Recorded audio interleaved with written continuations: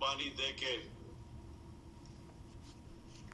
گلگت بلتستان کو آزاد کروایا، تو مجھے آج بڑی خوشی ہے کہ میں اب دوسری دفعہ پھر دوسرے سال پھر یہاں آپ کے ساتھ خوشی بنانے آیا ہوں، اور انشاءاللہ جب تک میں وزیر اعظم رہوں گا میری ہمیشہ کوشش ہوگی کہ یہ جو دن ہے 1 نومبر یہ میں آپ کے ساتھ گزاروں۔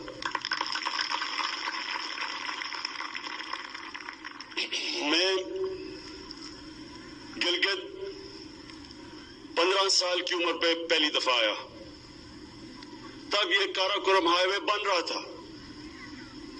میں اپنے اسکول کی ٹریکنگ ٹیم کے ساتھ آیا، اور وہ جو 15 سال سے مجھے ٹریکنگ کا شوق ہوا وہ آج تک ہے، اور وہ اس لیے کہ اس سارے علاقے میں جو ٹریکنگ ہے وہ دنیا میں کہیں نہیں ہے۔ یہ وہ اللہ نے اس علاقے میں وہ خوبصورتی دی ہے، اور اس طرح کے جو پہاڑ ہیں اور ان پہاڑوں کے اندر جو علاقے ہیں وہ کہیں دنیا میں نہیں ہے۔ تو میں صرف ایک میرا پرائم منسٹر بننے کا ایک نقصان یہ ہوا کہ میں اب ٹریکنگ نہیں کر سکتا، لیکن جب بھی موقع ملا تو انشاءاللہ یہاں پھر سے آؤں گا ٹریکنگ کرنے کے لیے۔ خواتین حضرات، آج ایک تو خراج تحسین پیش کرنا تھا گلگت اسکاؤٹس کو اور ان شہداء کو جنہوں نے قربانیاں دے کے اس علاقے کو آزاد کروایا۔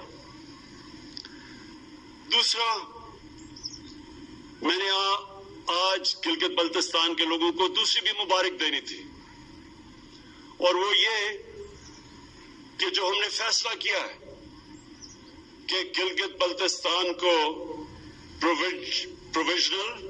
پروونشل سٹیٹس دینا ہے، جو ان کی ڈیمانڈ تھی بڑی دیر کی، اور یہ UN سیکورٹی کاؤنسلز کی ریزولوشن کے بیچ میں رکھتے ہوئے ہم نے فیصلہ کیا ہے۔ وہ سیکورٹی کاؤنسل کی جو ریزولوشنز ہیں اس کے بیچ میں ہم نے فیصلہ کیا ہے، لیکن مجھے پتا ہے کہ یہاں کے نوجوانوں کی بہت دیر کی ڈیمانڈ تھی، تو میں آج اس کی بھی مبارک دیتا ہوں۔ اب جہاں تک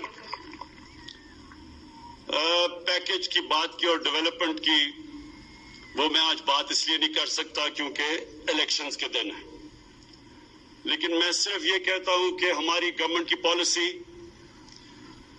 خاص طور پہ ہماری گورنمنٹ کی پالیسی یہ ہے کہ اپنے کمزور طبقے کو اٹھایا جائے، جو ہمارے غریب ہیں، جو پیچھے رہ گئے ہیں، جو 25% پاکستانی غربت کی لکیر سے نیچے ہیں۔ سب سے بڑی پرائیورٹی ہے کہ ان کو ہم کیسے اوپر لے کے آئیں، اور دوسری جو پاکستان کے علاقے پیچھے رہ گئے ہیں، جس طرح گلگت بلتستان پیچھے رہ گیا ہے، اور اس کی بہت بڑی وجہ یہ تھی کہ یہ کٹ آف تھا۔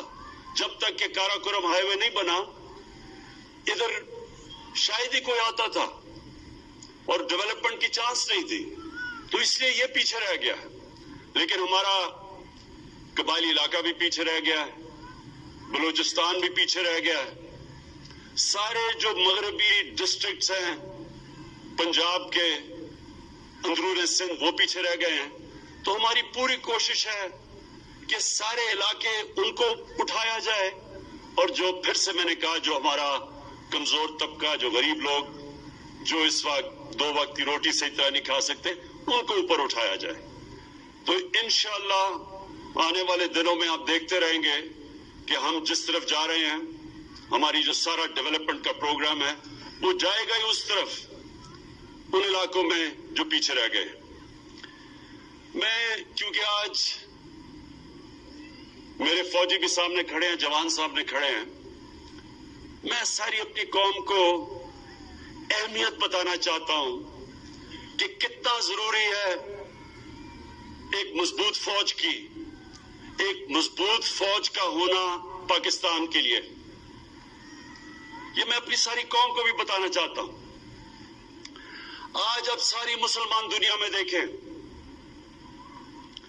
شروع کریں لیبیا سے, پھر صومالیہ پہ جائیں, پھر سیریا جائیں, پھر یمن جائیں, پھر افغانستان کو دیکھیں, پھر عراق کو دیکھیں, تباہی مچی ہوئی ہے.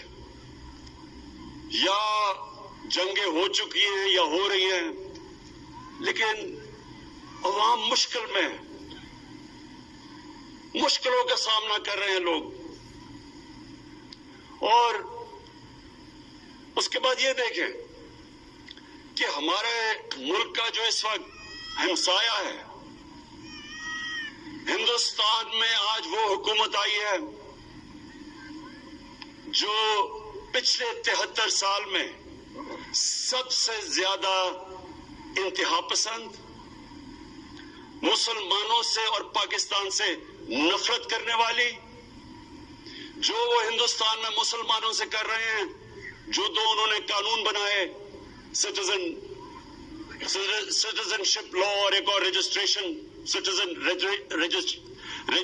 لا, یہی مسلمانوں کی طرف کہ ان کو ایک برابر کا شہری ہندوستان میں نہ سمجھا جائے.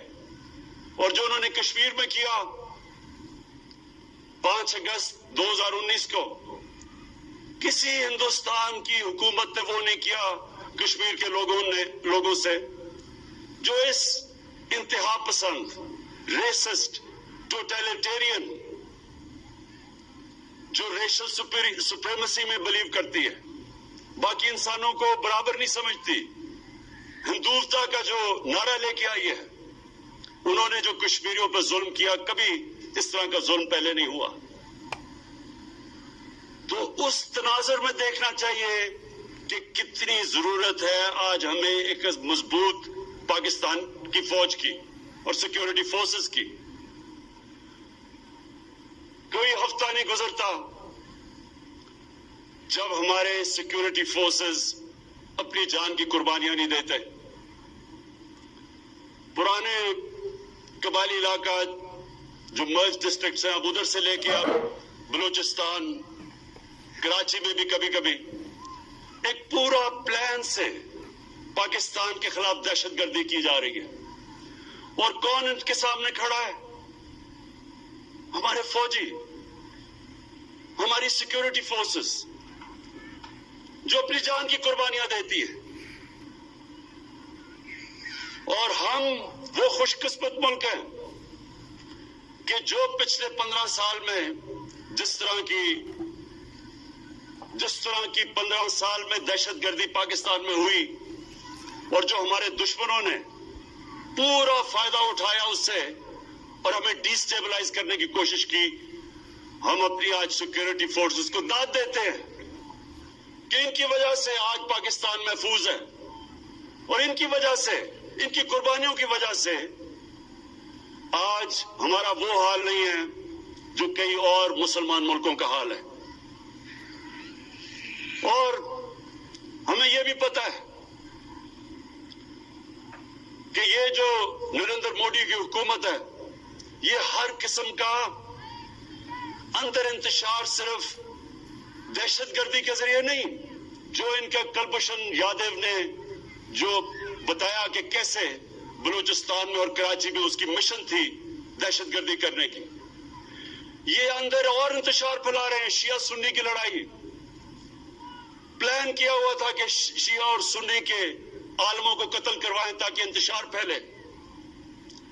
اور وہ بھی میں آج داد دیتا ہوں اپنی انٹیلیجنس ایجنسیز کو کہ جنہوں نے بہت ان کے پروگرام تھے انتشار پھیلانے کے, وہ پاش کیے.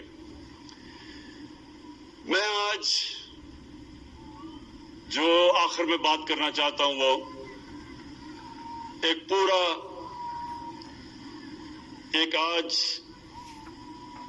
آج کل کے دنوں میں ایک پورا پلان بنا ہوا ہے. ہمارے وہ لوگ جو کہ اپنے آپ کو ڈیموکریٹس کہتے ہیں, سیاستدان کہتے ہیں, وہ پوری طرح آج ہماری پاکستانی فوج کے اوپر اور پاکستان کی عدلیہ کے اوپر انہوں نے پورا ڈسکریڈٹ کرنے کا ان کو پروگرام بنایا ہوا ہے.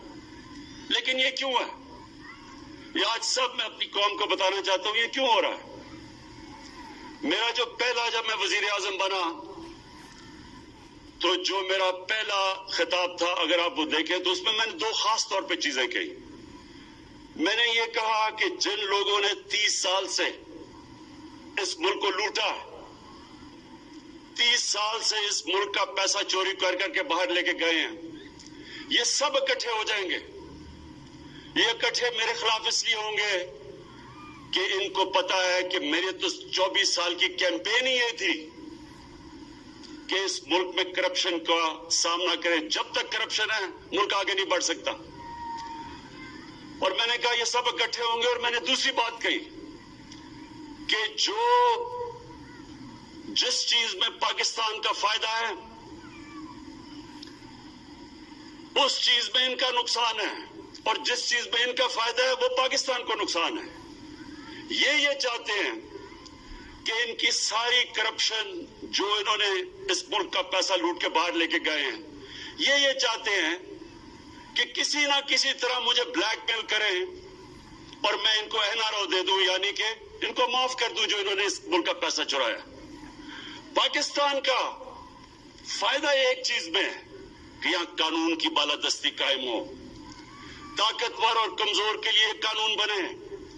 یہ نہیں کہ صرف بیچارے وہ لوگ جو مجبوری میں چوری کرتے ہیں وہ جیلوں میں جائیں اور بڑے بڑے ڈاکو ان کو NRO مل جائے اور وہ دندراتے پھریں، وہ بار بار آ کے پھر ملک کو لوٹیں.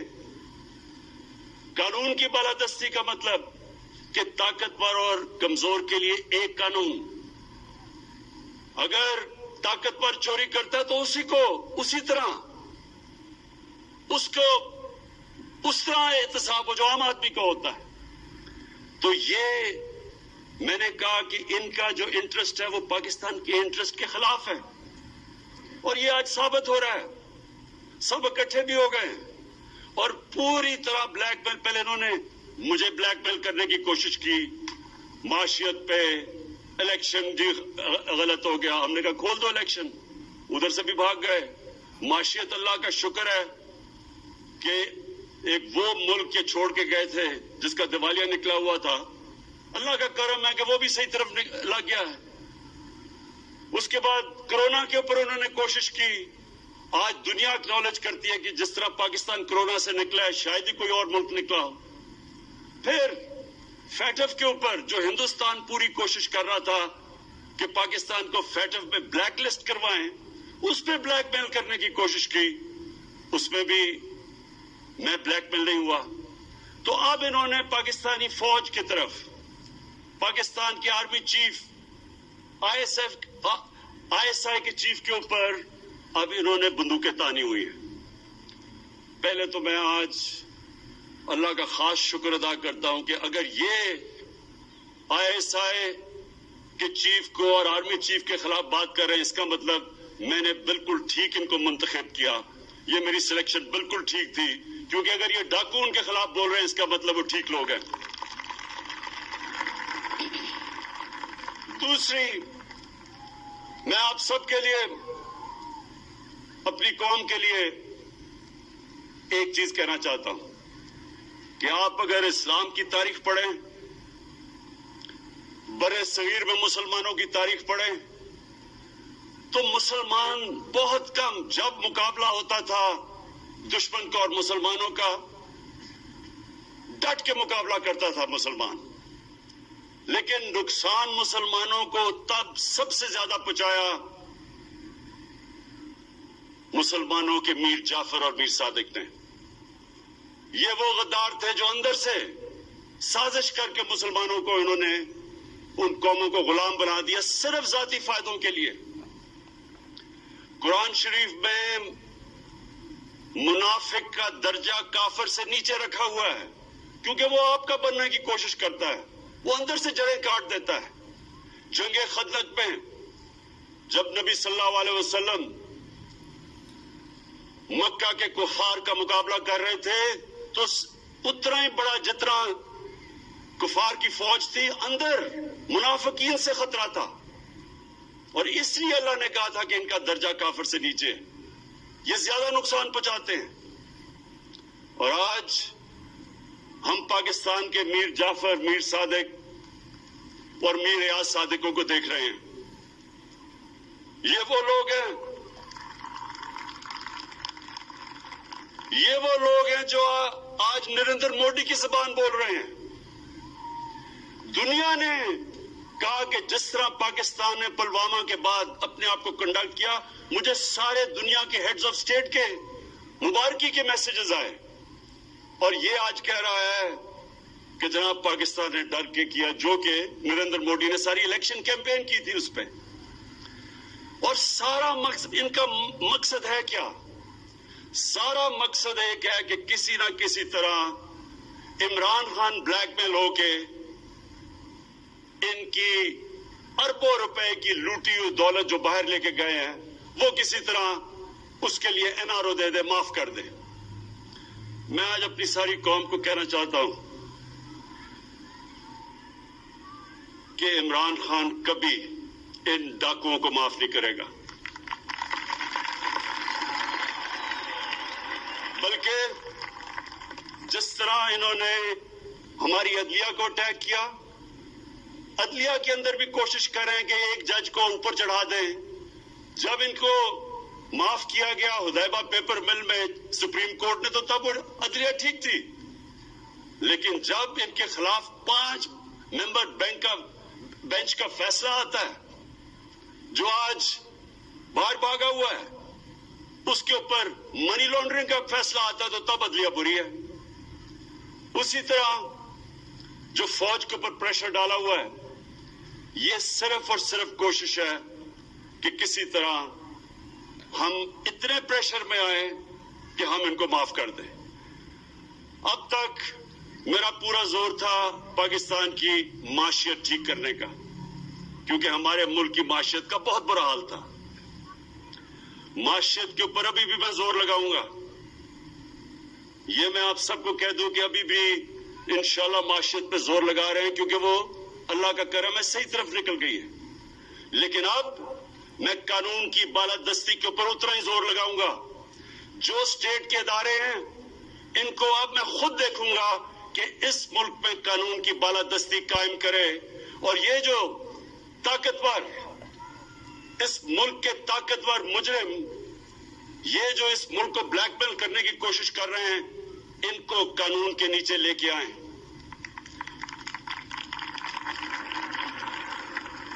اور انشاءاللہ آنے والے دنوں میں آپ دیکھیں گے کہ کس کی ٹانگیں کامتی ہیں اور کس کے ماتھے پہ پسینہ آتا ہے۔ یہ ساری قوم دیکھے گی۔ شکریہ۔